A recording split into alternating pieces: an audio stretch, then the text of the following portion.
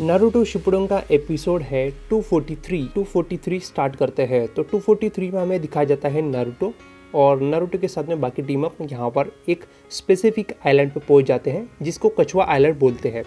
अब वो Japanese language में और सीरीज़ में क्या लैंग्वेज इस्तेमाल किया गया है स्पेसिफिक आइलैंड के लिए वो नीचे कमेंट सेक्शन में बता देना। स्पेसिफिकली मैं अभी यहाँ पर कछुआ आइलैंड बोल देता हूँ क्योंकि वो कछुआ होता है, उसके ऊपर में कांटे स्पाइक्स लगे होते हैं बहुत बड़े बड़े, और उसके अंदर में काफ़ी सारे खतरनाक यहाँ पर जो है बहुत खतरनाक डेडली मरे हुए लोगों की हड्डियाँ और अजीब तरीके के क्रीचर्स एनिमल्स वहाँ पर में होते हैं।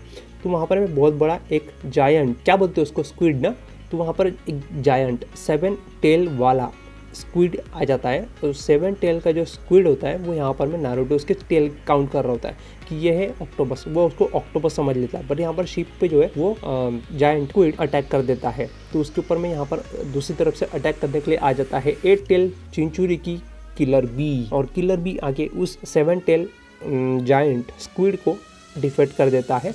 उसके बाद नारुतो को समझ में आता है कि हाँ ये है 8 टेल ऑक्टोपस, तो ये है ऑक्टोपस। तो ऑक्टोपस को ये समझ लेता है, और ऑक्टोपस से जो इसको ट्रेनिंग देने के लिए जो होकागे ने इसको भेजा था कि तुम 8 टेल चिंचुरिकी के पास जाके ट्रेनिंग लेना वगैरह वगैरह, तो यहाँ पर 8 टेल ऑक्टोपस से वो अभी ट्रेनिंग लेगा। और जो सेज टोड है, लॉर्ड ओल्ड सेज टोड, उन्होंने भी नारुतो को बोला था कि तुम जाके ऑक्टोपस से जाके ट्रेनिंग लेना, वो तुम्हें 9 टेल चक्रा कंट्रोल करने में सिखाएंगे कि किस तरीके से 9 टेल के चक्रा को कंट्रोल किया जा सकता है। तो इसी के बारे में यहाँ पर ये ट्रेनिंग कर रहे होते हैं। तो यहाँ पर ये मतलब उसी चीज़ के लिए ट्रेनिंग के लिए लोग आए होते हैं। कि पिंकी जा रही होती है और यहाँ पर इनको आइलैंड भी मिल जाता है सीक्रेट वाला, जहाँ पर ये लोगों ने भेजा था। तो यहाँ पर होकागे तक मैसेज पहुँच जाता है कि यहाँ पर जो है नारुतो पहुँच चुका है 8 टेल जिंचुरिकी के पास, और 8 टेल जिंचुरिकी यहाँ पर सीक्रेट आइलैंड पे ये लोग अपना वहाँ पर सीक्रेट जगह बना के उसके अंदर ट्रेनिंग करते हैं। और वो आइलैंड बहुत बड़ा होता है, बहुत बड़ा, उसके ऊपर जायंट तरह के बहुत सारे एनिमल्स उसके ऊपर में रह रहे होते हैं।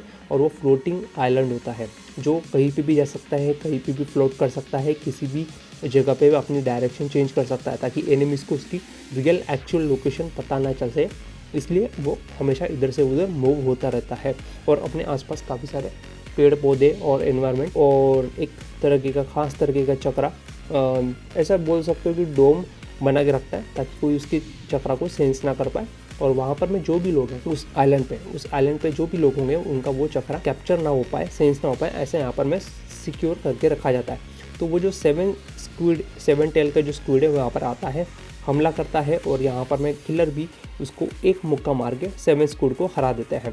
तो यहाँ पर नारुतो जो समझ जाता है कि भाई ये है किलर बी। तो यहाँ पर किलर बी के विलेज का एक निंजा वहाँ पर में होता है बोट के ऊपर में, जो कि इनको गाइड कर रहा होता है। तो यहाँ पर वो बोलता है this is the Killer Bee 8 tail jinchuriki octopus. तो यहाँ पर ऑक्टोपस को फॉर्म यहाँ पर अपने अंदर लेते हैं किलर बी, और वहाँ पर वो ह्यूमन फॉर्म में आके नीचे शिप पे लैंड करता है। तो यहाँ पर नारुतो जो है काफ़ी सारा उनकी बात करने का स्टाइल को देख रहा होता है, किस तरीके से ये वो रैप करके वो जो बात करने का स्टाइल होता है उनका वो काफ़ी डिफरेंट होता है। तो यहाँ पर जो है किलर बी का रैप तरीके से बात करने के स्टाइल को यहाँ पर नारुतो कॉपी करने की कोशिश कर रहा होता है, because of he try to impress करना चाहता था भाई वो किलर बी को, इसलिए वो कर रहा था।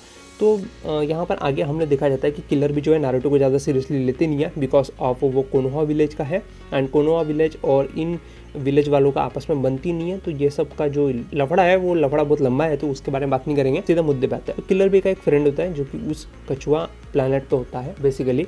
तो उसके प्लानट पे वो बंदा वहाँ पर में सब कुछ देख रहा होता है कि कोनोहा के विलेज को यहाँ पे लाना, उनकी सीक्रेट ट्रेनिंग करवाना, एंड उनके ये मिशन में उनका साथ देना, एंड उनको यहाँ पर में सीक्रेट आइलैंड के ऊपर लाके आइलैंड के ऊपर जो एनिमल है उनकी जान को खतरे में डालना, बहुत बड़ा रिस्क लिया है यहाँ पर मैं। और इस तरीके की सारी बातें यहाँ पर होती है। तो यहाँ पर डूम के बारे में बताया जाता है जो कि कछुआ आइलैंड है, उस आइलैंड के ऊपर में बहुत बड़ा सर्कल है, जिस सर्कल के अंदर में कोई भी बाहर का व्यक्ति आ नहीं सकता और डायरेक्ट अटैक नहीं कर सकता और ना ही चक्रा सेंस कर सकता है। तो यहाँ पर जो किलर भी यहाँ पर आ जाते हैं और ये लोग अंदर आके रूम में रेस्ट करते हैं, माइट गाय को भी रेस्ट करवाते हैं क्योंकि ये लोग थक गए होते हैं, काफ़ी लंबा सफ़र होता है। तो यहाँ पर एक एक करके लोग अपने अपने रूम में जाने लगते हैं। तो नारुतो जो है रूम में जाने से पहले किलर बी के दरवाजे के पास जाता है, किलर बी से ट्रेनिंग मांगने की कोशिश करता है कि वो ट्रेन करेंगे एंड उनको चक्रा जो है 9 टेल का वो कंट्रोल करना सिखाएंगे। तो ये सारी चीज़ें जो यहाँ पर किलर बी के साथ में वो डिस्कस कर रहा होता है। तो किलर बी उसको भाव नहीं देते एंड वो किलर बी की मिमिक्री करने की कोशिश करता है। उनके बोलने का जो स्टाइल है वो वो तोतलापन कॉपी कर लेता है बाय मिस्टेकली और वो रिपीट करने की कोशिश करता है, उसी तरीके से हरकतें करने की कोशिश करता है एंड वहाँ पर वो सेक्सी जुत्सु भी बना लेता है किलर बी के सामने और अपने इज्जत का पूरा भाजीपाला कर देता है। तो किलर बी जो है इसके जुत्सु को देख के बिल्कुल भी कोई भी उनके ऊपर में कोई भी इमोशनल कुछ भी इफेक्ट नहीं पड़ता, वो एकदम स्ट्रांग होते हैं खड़े के खड़े और नारुतो का पूरा इज्जत का भाजीपाला हो जाता है उसके सामने। तो यहाँ पर माइट गाय और जो दूसरा बंदा होता है किलर बी का फ्रेंड, जिसको किलर बी के एयरटेल की जिनचुरी ने कुछ मार वार दिया था उसके रिलेशन वालों को, तो ऐसे कुछ उसके लिए मन में हेट हो रहा होता है। तो वो जो बंदा है यहाँ पर कैप्टन यामाटो के साथ में डिस्कशन चल रहा होता है इसका अलग ही तरीके से। तो नारुतो जो है अपने 9 टेल चक्रा को कंट्रोल करने से पहले उसकी कुछ अर्ली ट्रेनिंग्स होती है, जैसे खुद को ट्रेन करना, अपने अंदर के एविल नेचर को ख़त्म करना और अपने अंदर के एविलनेस को ख़त्म करना उस पर्टिकुलर रिचुअल को करने से पहले, तो वो करना पड़ता है। तो वहाँ पर एक झरना होता है, झरने के सामने बैठ जाता है एंड बैठ के वहाँ पर अपने अंदर मन के अंदर में जो एविलनेस है, 9 टेल के चक्रा का जो एविल पार्ट है, वो एविल पार्ट का यहाँ पर अपने आप से लड़ता है। मतलब एक्चुअली वो खुद से लड़ रहा होता है, खुद के मन से। वो डार्क थिंग से, डार्क जो बोलते हैं ना, डार्क क्या बोलते हैं उसको, मेरे पास वो वर्ड नहीं है, तुम लोग नीचे कमेंट सेक्शन में बता देना। तो डार्क टाइप ऑफ चक्रा से वो उसको फाइट करना होता है ताकि वो अपने अंदर की जो बॉडी है, बॉडी के अंदर में जो उसका मन है कंट्रोल करता है उसकी बॉडी को, तो वो उसको अच्छे से प्योर बनाना ज़रूरी होता है। तो उसके कहीं ना कहीं वो डार्कनेस ख़त्म करना होता है बॉडी के अंदर से, तो वो डार्कनेस ख़त्म कर रहा होता है। और इस तरफ में किलर भी जो है बड़े बड़े जायंट एनिमल के साथ में ट्रेनिंग कर रहे होते हैं। या फिर मैं ऐसा बोलूँ कि ये लोग जापान में कौन सा गेम खेला जाता है, वो चड्डी पहन के, कौन सा गेम बोला जाता है उसको, सफ़ेद कलर की चड्डी पहनते हैं, बड़े बड़े सुमो।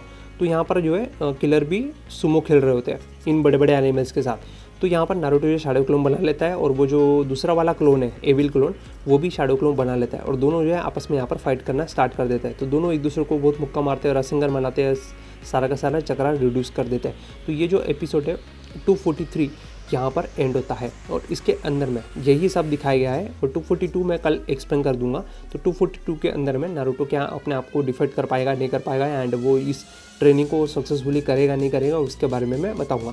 तो लाइक करो, शेयर करो, सब्सक्राइब करो। मैं जल्दी नए वीडियो में आऊँगा, नए वीडियो के साथ, नए ताकत के साथ, नए डबिंग के साथ। तब तक के लिए धन्यवाद।